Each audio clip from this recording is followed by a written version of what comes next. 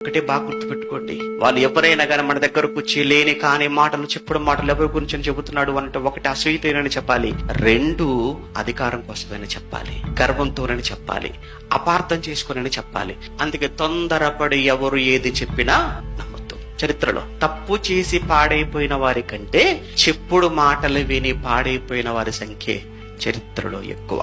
ఎందుకంటే ఎందుకు మాట్లాడాలి? వారు చెప్పారు, ఎందుకు నమ్మాలి?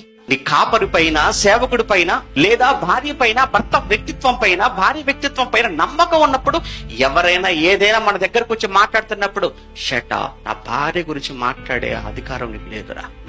నువ్వెవరమ్మా నా భార్య గురించి చెప్పడానికి? నా అత్త గురించి నువ్వెవరమ్మా చెప్పడానికి? నా అత్తడు నాకు తెలీదా?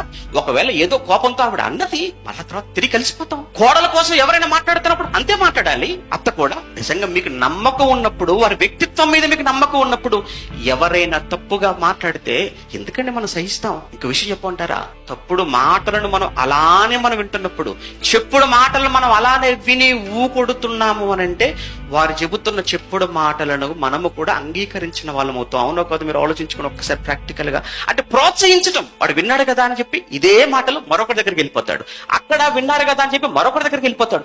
ఇలా మొత్తం సంఘం అంతా, కుటుంబాలని, ఈ సమాజం అంతా కూడా ఏమైపోతుందో ఒక్కసారి మీరు ప్రాక్టికల్ గా ఆలోచించండి.